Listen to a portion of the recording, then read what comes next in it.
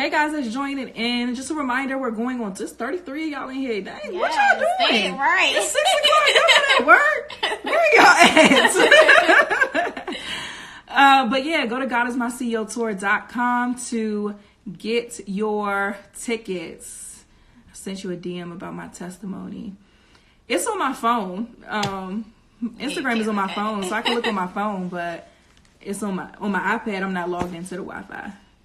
Crown me says she on lunch. Oh, okay. Oh, you got your ticket? Yes.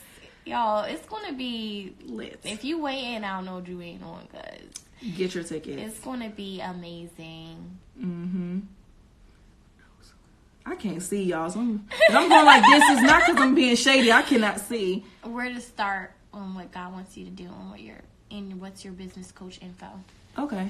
So let me answer the question. I think it was only one person that submitted it on here, and then we can do that right there. Yeah, girl, that's lit, right? Oh no, that's not even the right questions. Oh, so I put up two things. I put up the first one was questions, but I put up one like caption this, and it was a picture of me looking at you like looking at you crazy. Wait, so how you change it? I can, but I remember the question though. Okay. So the question that we got, she was pretty much like, what do you do when there are non-believers speaking negativity into your business? Girl, you don't listen to what they say. No, for real though. Like, first of all, you're a believer and they're a non-believer. Y'all are not equally yoked. They can't see what you see. God didn't give them your vision. So, I mean, honestly, I wouldn't even entertain it. I mean, thank you for your opinion, but you have to be, when it comes to that type of stuff, you got to know what you know what God told you, and keep track on that. It's going to be a lot of people that have things to say, to be honest, and you have to test what everyone says. You have to test what everyone, any type of advice that people give you. But if it's a non-believer, I mean, we can't even relate. So, Yeah, absolutely. I think I'm very like particular about who I let anywhere. Like even when you have like a newborn baby, you don't let everybody touch your baby. You can't let everybody hold your baby, kiss your baby. So I'm like that with everything that I do, especially now, because I know I'm doing the things that God wants me to do. So I don't even allow people in. But sometimes you do have like family or friends who are just in your life who may be asking questions and maybe like, oh, you don't want to do that. I just let it brush off my shoulder. I try not to be super sensitive. I just let it brush off my shoulder and just let them say what they have to say. Because sometimes people, I say this before and we said it earlier, that signs and wonders aren't for believers, they're for non-believers. So I don't even really get too mad, because at the end of the day, what God is going to do through you and through your business is going to make them believe anyway. So it's kind of one of those things where you can just let them be who they are, let them have their negative opinion or whatever, but to continue to press on. Now, if you're at the point where you're a little bit vulnerable right now, because that's a thing too, when God is having you create something, most of the time you're not qualified to do it. So there's a state of vulnerability and feeling unqualified. So hearing that type of negativity, whether it be from an unbeliever or anybody, can get to you. So then you have to put those controls in place to where people aren't able to get to you in that way. So whether that means blocking some folk, not hanging out with some people, not going to family events, whatever it is you got to do, you got to protect what God has put on the inside of you until you feel like you're at the point where, until you feel like you're at the point where you can let it brush off your shoulder easily. So you got to know yourself and do whatever it is that you need to do to protect this baby that you have. And don't take it personally. People gonna be people. People gonna talk about you whether you're doing good or bad. People will applaud you and curse you out in the same sentence. So even if it's not even just about negativity all the time, don't even take the positive things people say to heart too much. God's validation is the only validation you need, and His opinion is the only one that you need. Period. Okay, we had a question. I think it was one before that. Can you describe your journey to pursuing purpose? So I always say that purpose is a lifetime experience. It's not a one-stop shop. But for me, and we were talking about this earlier, you guys will see, I didn't really know what my purpose was. I went to school to be a dentist. I thought that my major was biology. I wanted to be you to be in people's mouth. Yes, and then I thought about that, and I was like, I don't want to be in nobody's mouth. Exactly. That's like doing feet. Right. With a foot No, for real. I'd be like that. I don't know how I thought I was going to do that. I think I was thinking about the money because I have an aunt who's an orthodontist, honestly. That's usually how I go. Right. So, and I was looking at all of my friends around me who could do things like do hair, makeup, you know, good in sports, and I was looking at that to validate my own. So I had to really get quiet with myself, and I was telling Tatum, you know, I grew up in church and knowing that everyone has a purpose, everyone has gifts, and I wanted to know my own, and that was only achieved by spending time with the person who gave me those things. You know, I had to get in God's face. I was journaling a lot, and through that, he revealed that my words were therapeutic and powerful. So you have to start with God. You have to start with your creator, the person who gives those things to you. So, and then everything reveals as time goes on. There's going to be many different aspects of purpose that, you know, we have. Like, even myself and Tatum, there's things that we don't know yet that, you know, we're probably going to encounter along the way. So I think you have to be patient with that, and be consistent in seeking it and knowing that he will reveal. Yeah, and I think we have to kind of take our focus off of everybody's like, what's your purpose? We got purpose coaches. How can you coach me on something that God is going to give, that God created? You don't know. You only know what I tell you. But so nevertheless, we focus so much on the big purpose or the big picture of what my purpose is, when we just need to do what God told us to do. You know, you may be saying, God, send me my purpose, and he may say, start waking up on time, or, you know, you don't know. He'll give you a step. You may ask for a table, he'll give you the wood, and you got to continuously seek him on the next step. Yeah. So I think we have to practice taking our focus out on what's my purpose, because your purpose is going to unfold. If he told you the big picture right now, you will really be scared. You were really not doing it. If God told me what I was doing right now, what I was going to be doing right now, years ago, or 2014 when I first got into entrepreneurship, I'd have been like, I'm good, love and joy. Right. Let me just find like a little job that I can deal with. Maybe I'll telework so I feel like I'm at home. Like, what? I would not have been. I'd be like, no, absolutely not. Right. So because I know that if he was to tell me bigger what he has for me even now, I'd be like, I don't know if I want that either. You know what I mean? I always wanted to be rich and minding my business. Like, I always knew I would be wealthy and successful in whatever I did.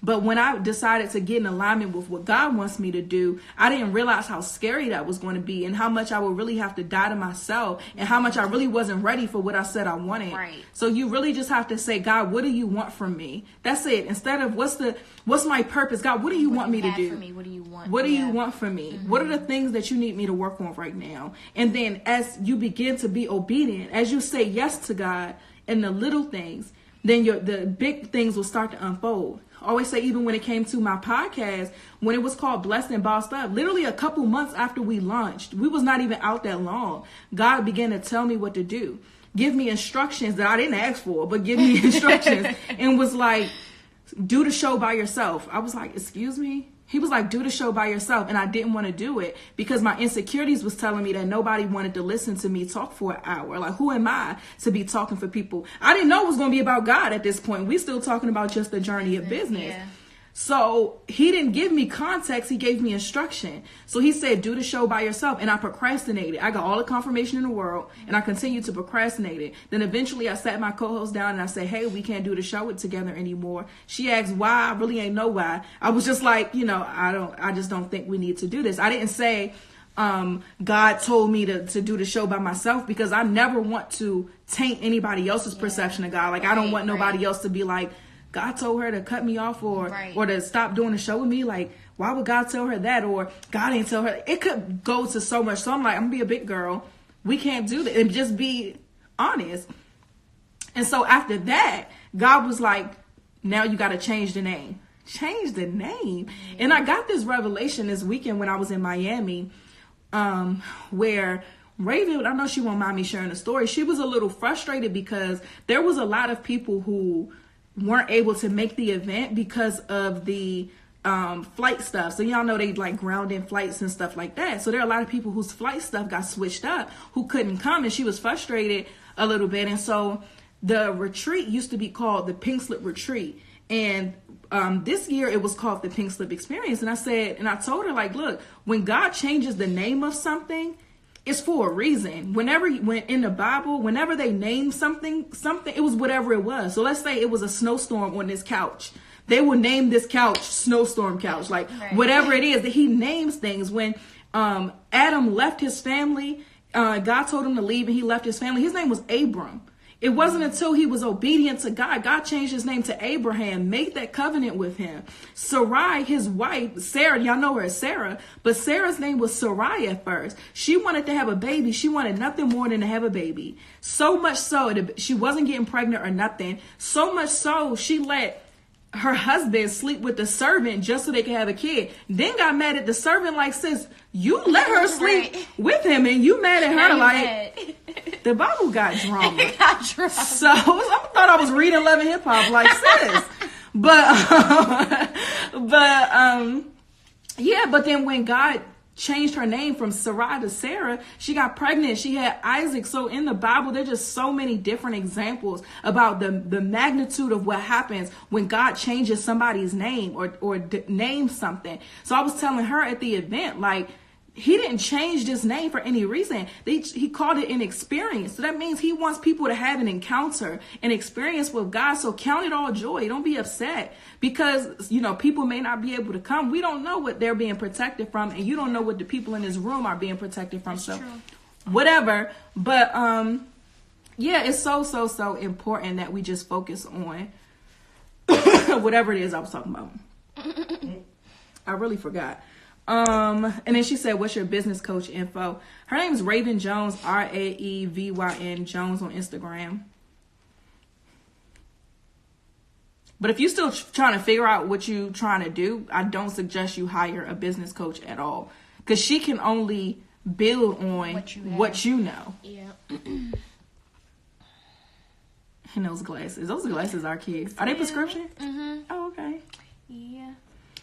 I'm glad y'all on here. Y'all got any recommendations on where to find good music for an intro when starting a podcast? The struggle is real. There's a guy, I don't know his info by heart. I found mine online. I don't know the guy's info by heart. I'm gonna find it. Send me because I'm getting off Instagram after this. Dang, I don't know. Email? Yeah, send me an email at tatum@tatumtamia.com and I'll send you his information. Because I cannot think of his name at all. And your girl's not about to be on IG for a little bit. How were the last few hours of launching Blessed and Bossed Up? Were you nervous? Were you fasting? Was the tone of Christ's direction towards you in the mission, etc.? How were the last few hours? Let me see if she clarified that. Like launching the podcast? I don't know what you mean by last few hours. Do you mean like last few years, months? Let me know so I know how to answer it.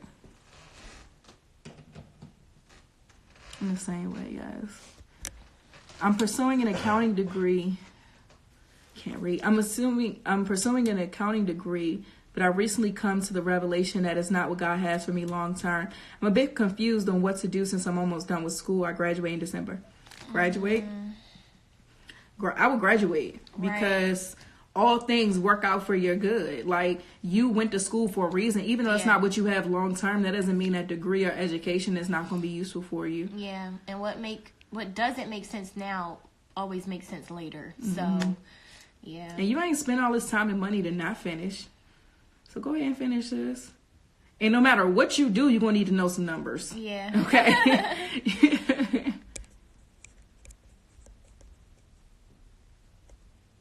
Almost did that. Wow. I don't even remember what.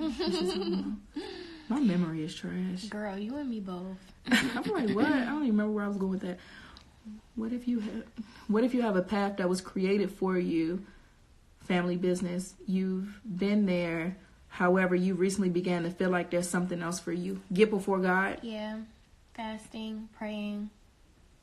Fasting and praying. Fasting and praying. Fasting and praying. You said it's a family business, so your folks did right. by leaving you something. You know, I pray like my kids and my children's children will have something that I created for them. But if God has something else, my job was to leave it to them. So if God has something else for them, I know I wouldn't mind if they did whatever God told them to do. My job was to just leave them an inheritance. So if I were you, I would really not let the pull or the pressure of the family that wants me to continue with the family business take away from God's plan, because then you're being disobedient. And your number one priority is to please God, not people, not your family, not anybody, not yourself. Your number one goal in life is to please God. So if I were you, I would really fast, pray, maybe take some days off from the family business and really get before God to figure out what is it that he wants me to do. Yeah, and that answers that, because she said they feel like she's being selfish and ungrateful. Oh, for real. You're not being selfish or ungrateful whenever you're trying to do what God wants you to do. Right. And anybody that makes you feel that way, distance yourself. Because it is a vulnerable space when you're doing something new. You're stepping out on faith. You're doing something that's going against what you may have otherwise done. So it is just this funny little spot to be in, but you have to press through that. Right. And it's unfortunate that, you know, it's family, because, you know, those things, they can get ugly. Tricky, you know what I'm saying? Ugly and tricky. So, but you know what God is pressing in, you know, into you. So I would definitely go into prayer and fasting about that. How did you manage to write your book while having a 9-to-5? I feel like God has wanted me to write a book. Well, me. Yeah. Oh, I got a Charlie horse, y'all. Oh, she got a Charlie horse, y'all. Do we need to lay hands? We came out of nowhere. Cast out the Charlie horse in the name of Jesus. Yes. So for me, and I just did a whole class on this, how to write and publish your book. You should definitely check it out. The replay is available. I was working actually a 10:30 to 7 shift when I wrote my book. And yes, with a 45-minute commute. It was terrible. But because I knew that God was calling me to write this book, I had the confirmation. I made it a thing after work every day, get in the shower and write. I had fortunately the opportunity to write at work. Majority of my book was written in a journal at work because I was in training, and I was just so tuned out that I was just writing while I had the opportunity to write at work, and I would come home and write. The hardest part is writing the book. You know what I'm saying? That's the bulk of it, is writing it.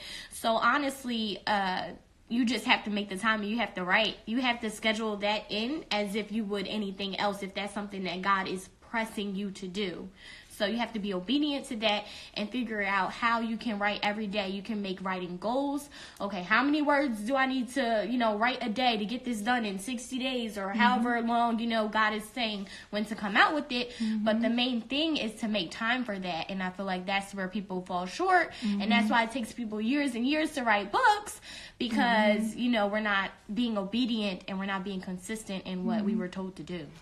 Yeah, anything you want to figure out how to manage, it's just about taking a look at your priorities, prioritizing, and then making it work. If you got to wake up a little bit earlier to get it done, then that's what you have to do. So if I were you, I would just look at everything I have on my plate, factor in all the time, including time to commute. Including like when I get home from work, I need about an hour to decompress, to get my mind off of things before I write this book. Whatever it is, just look at everything that you have and schedule accordingly. I know when I wrote my book, I was working for myself full time. I wasn't in a 9-to-5, but I still had other responsibilities. And even now, I'm writing my second book, and I still have other responsibilities. And this book is big. Like, this book is going to be way bigger than the book I already did. And so with that, God won't even tell me all the chapters. Like, he literally gave me the title first, which was like in December. Then he told me to start writing it at the earlier part of this year. And then when I got in before him, like, okay, well, what is the chapters? I got the title. I know it's time to start writing, but what are the chapters? He gave me introduction and the title of the first chapter. Say, finish them, and then I'll tell you what to do next. So I'm like, all right, bet. But when it comes to writing for me, I got to set aside time. Also, understand, it's good for you have to understand how long it takes you to do things, because that's going to help when scheduling. Right. I know that it doesn't take me long to write 1,000 words. Yeah. So if I just time, and what you can do is just time yourself. Just write and time yourself. And then let's say set it for like an hour and just write. After that hour is up on your timer, look to see how many words you have. So now you know I can write, let's say 5,000 words, whatever, in an hour. So now as I'm breaking up the time, or I'm breaking down the book and how I'm going to do it each day, I know that, okay, I'm going to set aside an hour 3 times a week. And I know that by the end of this week, I'm going to have 15,000 words. So it's a lot of things is a numbers game. Time is like a budget. It's like money. You get 24 hours in a day. Budget it accordingly. Figure out what you got to spend money on, spend time on, and you budget it accordingly. And don't try to don't try to rush yourself. Right, yeah. Like, that's good too. When it comes to this book, I'm glad he only gave me the first chapter because I'm not in a rush. He didn't tell me when this book needed to come out, so I'm not in a rush to get the book done. Also, based on the title, I know for a fact that it's some things that I got to get done before this book can even come out, because the title ain't true. Yeah, you know what I'm saying? Like, the title is like, bro, what? So yeah, it's those are some things to really think about while you're doing it. And I know too, I don't like doing the same thing for a long period of time. Yeah, I get bored so fast. Yeah. So 1,000 words is all I'm really finna push out in a day. Yeah. Because I'm gonna get so tired of doing it, I'm going to start getting distracted. And then it's easy enough to where I know, all right, let me just push this out and then I can go move on to the next thing. So, yeah. We love listening to you talk for an hour. Well, thank you.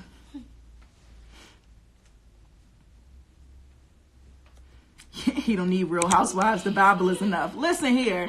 If they made a movie of some of the stories in the Bibles, we'd be like, oh my God, right. Dang, this is what's going on. Right. We'd be like, oh, they was tripping.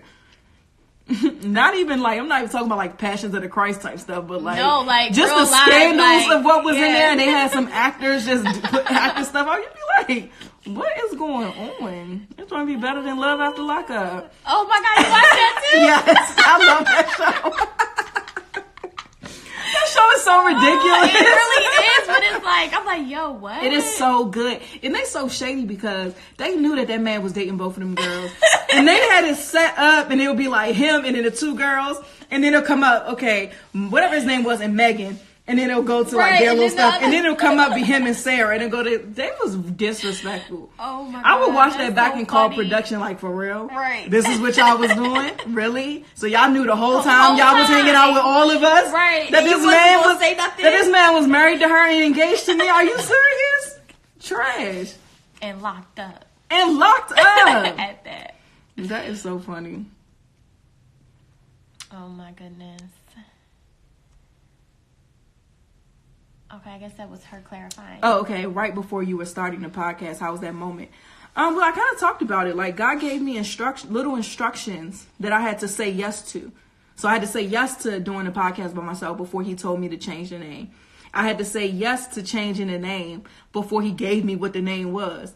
I had to commit to, once he gave me the name, I had to commit to changing over the content and being okay, because my biggest reservations was, this podcast is doing well. Like, we're growing. We have a good audience. So you want me to change everything that's working? That didn't make sense to me. Yeah. And then not only did he want me to do it by myself, and that appealed to an insecurity of mine, of feeling like I needed somebody else on the show to kind of balance it out, because I didn't think that, I like to think below surface level. I like to break things down and get deep with stuff. And I didn't feel like people wanted to listen to that. So I always felt like I needed another co-host or something to kind of balance out what I brought to the table. And so yeah, when he was telling me to do it by myself and then to talk about God, I was like, why? I just didn't get it at all.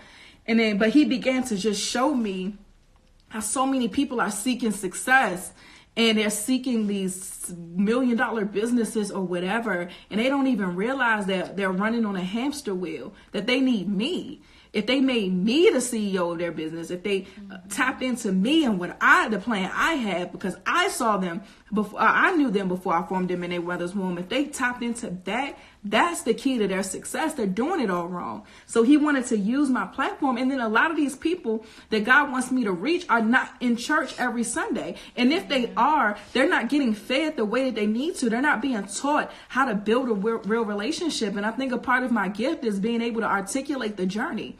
I'm not a huge emotional person. So no matter what I'm going through, I'm always really able to still become level-headed. I think it's just a blessing of mine. Even in like high stress situations, I'm able to stay very calm and mellow. And because of that, as I'm going through my journey, I'm able to articulate it and communicate it in a way that connects with people. So God wanted to use that and use me to communicate to people the journey. I can tell y'all, hey, this was great. All these blessings happened, and I can, and this is what I did. And I can also tell y'all March was trash, and I'm deleting a month off of all of my calendars, but God is still good, you know, and this is how I maneuver this month. And there's a lot that happened this month that I'll talk about when God releases me to. But this month, the way that things have been thrown at me, I learned a lot about myself and how strong I am. Yeah. You know what I mean? And I'm looking at myself like, yo, that's what's up. And I always say this, like, if you're a leader or you preach anything, there's always going to come a point in time where you got to be about what you say. Right, exactly. And you got to prove yourself. And so for me, I think I really proved myself as of late that I really am about what I say I am, because I've had to live it, you know. Right. But yeah, that moment before switching over to podcast was scary, but I had to do it, because once he told me the lives that were on the line, it's not about me. So I care way more about somebody else's life getting changed, or somebody's soul being won, somebody not having to spend eternity in hell because they came to Christ as a result of my show. I feel way stronger about that than I do about being scared or feeling unqualified. So it definitely was not easy, but I had to do it. And we were talking about this on the series we were recording. Like, I like to think about, what if I don't? Not what if people stop listening to the show? What if people don't want to hear about God? What if I don't? What would that mean for those souls? What would that mean for what God wants to do through me? Because through doing this podcast, so many things has broken off of me. I've changed and grown so much as a result of being obedient to God. What would that have meant for me, for my relationship, for my family? Like, what would that mean if I was not obedient to God? You know what I'm saying? So the time was not easy, but I had to get it done. We got to stop thinking of just because something is hard does not mean it's not of God. You know what I mean? And just because something is easy doesn't mean it is God. Like, we got to stop trying to put things in a box and really just commit to the process, commit to being obedient, and commit to spending time with him and hearing from him, so that we can be able to really build a meaningful relationship. I love your hair, Tatum. Thanks, girl. Yes, thank you.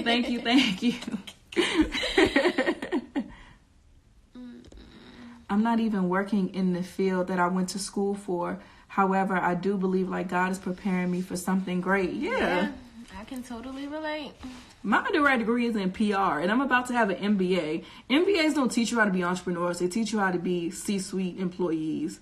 So while that's not necessarily going to take my business, is what I'm doing right now, to the next level, but that level of organization and the things that I've learned there are going to be able to be applied, even with PR.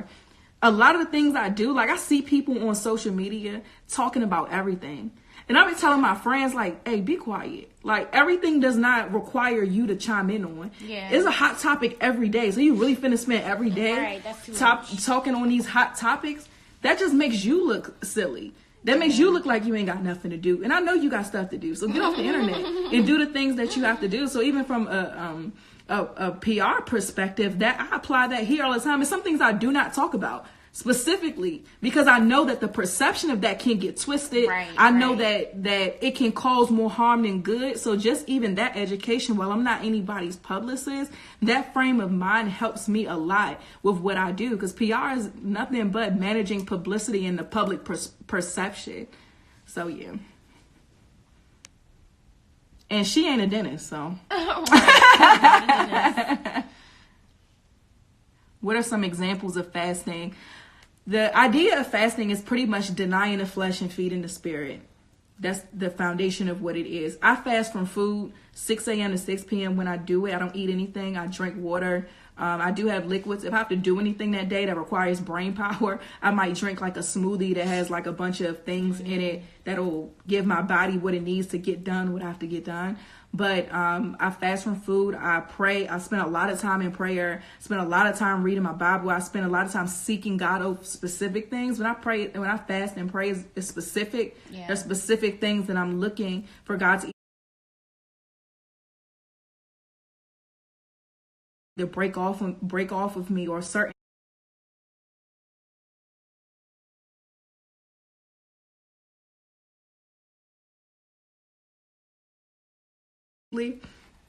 So I spend a lot of time, like social media. Some people fast from like TV or whatever, music, whatever. But I'm the type where I'm not playing no games. Like if I'm fasting, I'm going for the thing that is going to be the most important, which is food. Right. Like getting on social media may be hard, but it's really not that hard once you get used to it. So yeah, that's an example of how I do it. What about you? Pretty much the same, and I've grown, fasting for me, I've grown so much with that, because in the past, like, I'm gonna keep it a bean with y'all, like, it was not really, a bean. It was, bean. Oh, that's Jersey talk, I guess. That's like, that's keeping it 100. Oh, okay. That's like a bean. That's Jersey talk. I would keep it a bean with y'all, okay? It was really difficult, like, I like to eat, but I was thinking of it obviously in the wrong way. You know what I'm saying? I wasn't thinking of what I could get from it spiritually. So today, that's basically what I do, you know, start from food, whatever time I feel like, you know, is on my spirit, whether it's, you know, not eating until after 3 or whatever the case may be. But I think that's the best way to do it, food, to be honest. And you have to, we were talking about this, like if you're not spending time with God though, like you're just starving yourself and it's pointless. So make sure that you're being intentional when you fast and truly seeking God for what you need. Mm-hmm. And trust me, I'm not eating all day for it to be pointless. Okay. Not eating all day. Right. If I'm going to be up in here starving all day, me and God got to talk. We got to talk. Like, I'm not playing out here starving just because. I'm currently building an app. How much content should I start off with? I have 100 ideas, but no help and no funds to hire. Oh, wow. Well, Well, I mean, I would ask, what type of app is it? You know what I'm saying? You have 100 ideas. That's a lot, sis. So, what's you know, the purpose? Right, exactly. What is the purpose of this app? You need to figure out, you know, what exactly God is asking you to do with this. How much content should you start? Like, that all depends on what type of app you're building, to be honest. So I think you need to get clear on why are you doing this? What does God want you to do with this platform of this app? And we talked about this earlier about counting the costs, how that's a biblical thing. So figure out how much is it going to cost me to do this app and find the money. You know, money is so easy to get. If you got a car, you could drive Lyft or Uber. If you got stuff in your house, you could sell it online. You can literally go to the dollar store and buy something and sell it on eBay for $2 more and then keep the profit and save the money over time. Like if you got to cut your grocery budget, figure it out, you know, but money is so easy to get that it's never an excuse that you don't have it. When I was hiring a business coach, I did not have the money readily available to pay her every month, but I figured it out. Like I got a little part-time gig. I did whatever I had to do because I was willing to sacrifice whatever needed to be sacrificed to complete the things that I wanted to be completed. And I'm actually building an app right now. And as I'm planning it out, I started with what's the purpose? Right. You know, looking at everything I have going on, the things that, like I have the podcast, I have my book, my journal, and it's a devotional coming out, all these things. I wanted to show people the blessed and bossed up lifestyle, which is more than faith and business. And so that's the purpose. So I got recipes in there and everything. But as I'm preparing, as I'm cooking different stuff, I'm like, okay, this is really good. I think people are going to like this. Or let me make this dish a couple more times so I can perfect the measurements or whatever. Let me make sure I got it together so I can take pictures so the app can be nice. But just figure out what the purpose is, what is the cost to get it done, and then get it done. Right. Oh, I love this haircut. Y'all, it's popping in person too. Thanks, y'all. Okay. You know. Bald head, scallywag. Ain't got no hair in the bag. Yes, you can. It'll be She's talking about the master class, y'all.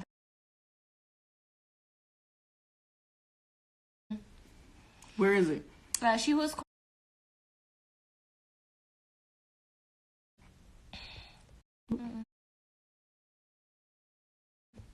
Did you get a literary agent? No, because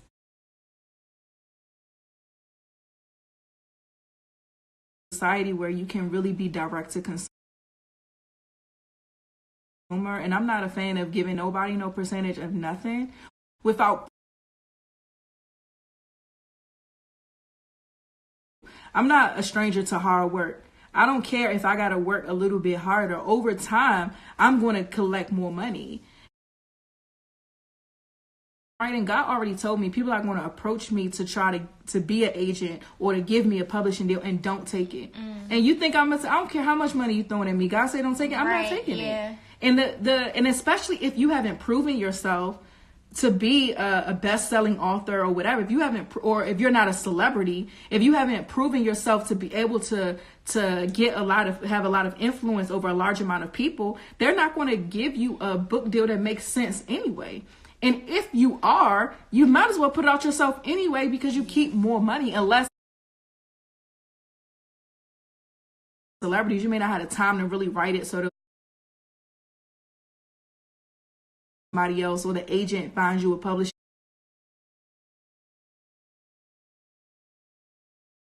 Have somebody that pretty much writes the whole book. I get that for them, but and building our following and sell to them. And then as you grow and more people find out about you, guess what they're going to do? They're going to find all your old,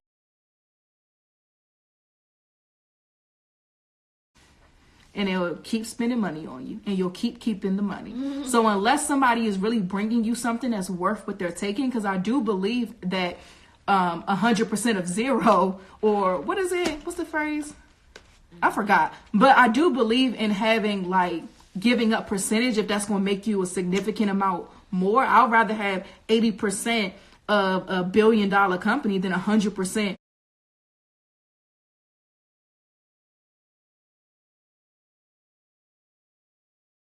that level.